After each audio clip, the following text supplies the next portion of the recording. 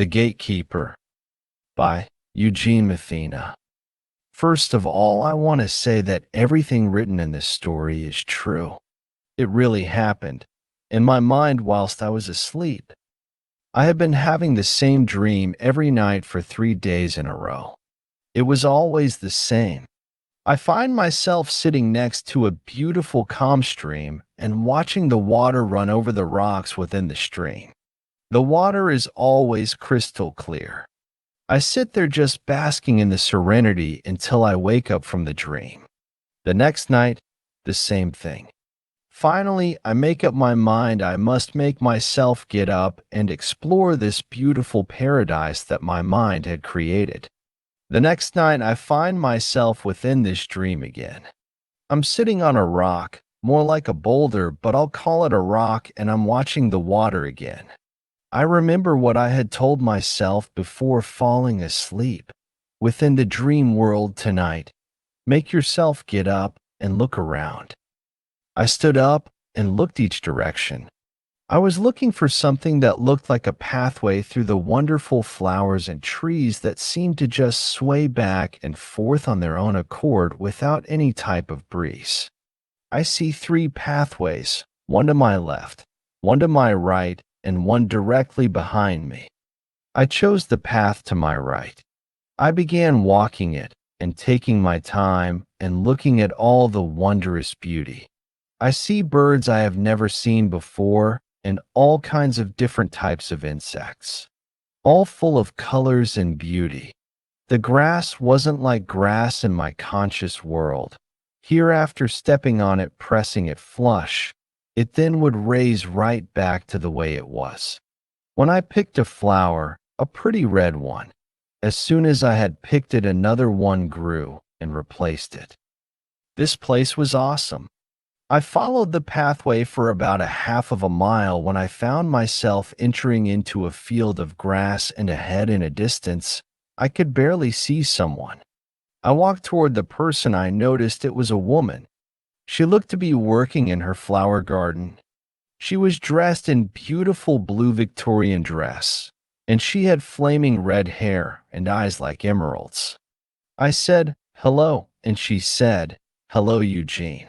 She looked to be about 28 and was very petite and captivating. I asked her name, and she said that her name was Naomi. I must have smiled because she said, "You like that name, huh?" and said yes. She said, "Well, you should because you gave it to me. It's your dream." She then asked me which gate I entered through. I told her I didn't know, but I woke up next to a stream with the water running over some rocks. She said, "Yes, you entered through the gate of tranquility," and told me that I must have been having a stressful week. I said, "Yes, you could say that."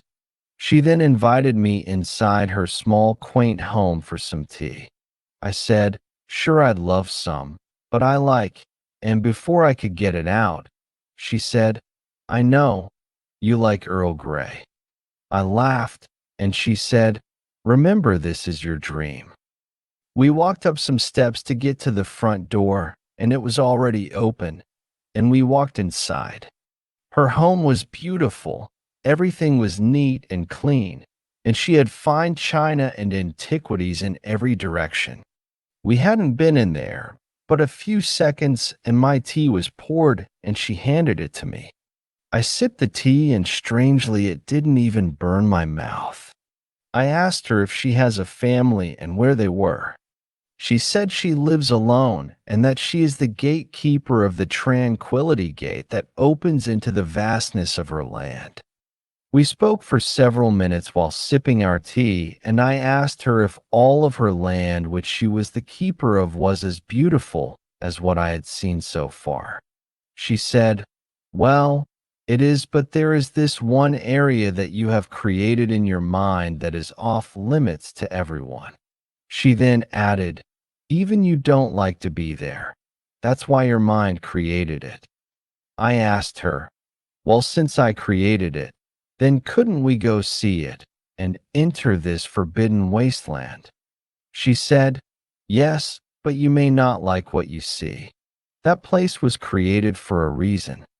Naomi set her teacup down gently on the table and looked at me with eyes that shimmered as if they held secrets I wasn't yet ready to uncover.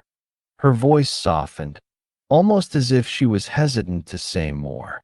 You see, she began, this dream world you've entered isn't just a product of your mind. It's part of something larger, something designed. Each dream is a simulation, and the world adapts to your desires and fears alike. I am only a guide here, but the true control lies in your hands. I frowned, trying to comprehend what she meant. A simulation? Like a computer game? She smiled gently. Not quite. This world was created by you, yet it exists outside your waking life. The CGI-like nature you notice, the perfect grass, the regenerating flowers, they're all controlled by the rules of this world. But your subconscious created the one place it cannot control, the wasteland. It is the one part of this simulation where chaos reigns. If you wish to visit, you must be prepared to face what you fear most. Her words hung in the air like a challenge. A part of me wanted to leave well enough alone, but curiosity tugged at me. Can you show me the way? Naomi stood up from her chair, her flowing Victorian dress rustling as she moved, as if she were gliding rather than walking. She gestured toward the door. Follow me. But remember, once you enter, you cannot simply will yourself out. The simulation will demand answers. We stepped outside into the pristine garden once more, but now the flowers seemed less vibrant. The air grew heavier, charged with a strange energy, and the once gentle swaying trees were now still, as though they were watching us. Naomi led me down a path that hadn't been there before, a narrow, winding trail flanked by dark, twisted trees that seemed to grow denser the further we went. As we walked, the world around us seemed to flicker, as though the simulation was straining to maintain its peaceful facade. It doesn't want us to go there, Naomi whispered. The deeper we go, the more this reality will bend. Soon, the path opened into a clearing, and before us stood a massive iron gate, ancient and weathered, as if it had been standing for millennia. Its surface was etched with strange, shifting symbols that seemed to move in and out of focus. This was no ordinary gate. It was alive with a strange energy, almost as though it were breathing. This is the wasteland, Naomi said softly. Beyond this gate is the part of your mind where the simulation cannot hold control. Are you ready? My heart pounded in my chest, a mix of excitement and fear. I have to see it, I replied, steeling myself. I need to know what's there. Naomi nodded and placed her hand on the gate, which creaked open with an ominous groan. As we stepped through, the world around us dissolved. Gone were the vibrant flowers and crystal-clear streams. In their place was a barren, desolate landscape, a vast wasteland of cracked earth and jagged mountains under a sky that flickered like a broken screen. The ground shifted beneath our feet, as though the very fabric of the world was unstable, glitching in and out of existence. What is this place? I asked, my voice shaky. Why is it so broken? Naomi's expression darkened. This is where your deepest fears reside. The things you've suppressed, the emotions you've buried. This place exists because you needed somewhere to hide them. The simulation can't control it, and neither can you. I scanned the horizon, feeling a sense of dread creeping up my spine. The world seemed alive, but not in the beautiful, serene way it had before.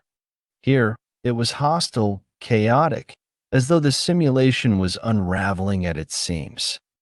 Suddenly, a figure appeared in the distance, a dark, shadowy form moving toward us, its outline flickering like static on an old TV screen.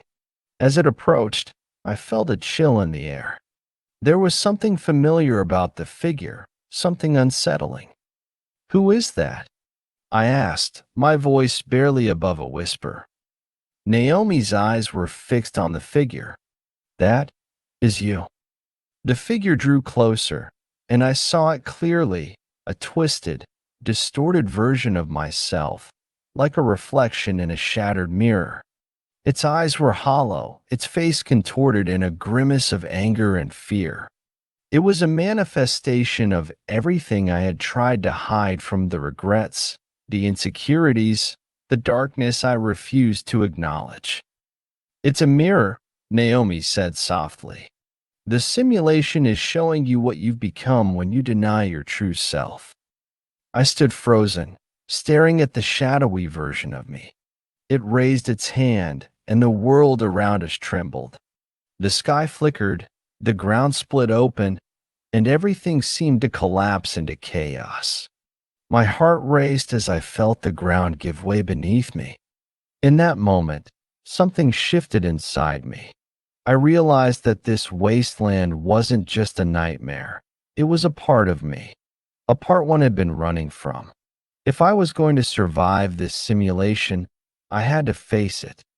I took a deep breath and stepped toward the shadowy figure. It stopped, watching me with those hollow eyes, as if waiting for my next move. "You're not real," I said, my voice steady despite the fear churning inside me. "You're just a reflection of my fears. But I'm not afraid anymore." I further exclaimed, "Everyone that has hurt me, every judgment, every lie, I forgive them, and I now remove all animosity from this dark corner of my mind to never return. Now leave." The figure tilted its head, as if considering my words, letting out an evil shriek as though it was being burned by the flames of hell. So much pain that it can't be described. Slowly, it began to dissolve, the darkness fading away like smoke in the wind. The ground steadied beneath me, the flickering sky brightened, and the broken simulation seemed to stabilize. Naomi smiled beside me. "You did it. You faced the wasteland and made peace with it." I felt a strange sense of relief wash over me, but also a lingering question. "What now? Is the dream over?" Naomi shook her head. "This is only the beginning. The simulation is vast, and there are other gates, other worlds within your mind. Some beautiful, some dangerous. You've just unlocked one part of it." As the barren wasteland slowly transformed, grass began to sprout from the cracked earth, flowers bloomed in vibrant colors, and the sky turned a soft, calming blue. I realized then that the simulation wasn't just a dream, it was a journey into my own subconscious, a world where I could explore the deepest parts of myself. Naomi turned to me, her emerald eyes sparkling with warmth. "Remember, this is your world. You can shape it, mold it, but you must also face the parts you'd rather ignore. That's how you grow." With that, she began to walk away, fading into the vibrant landscape.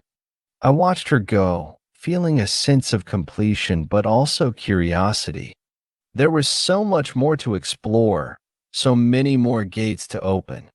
The simulation had only just begun.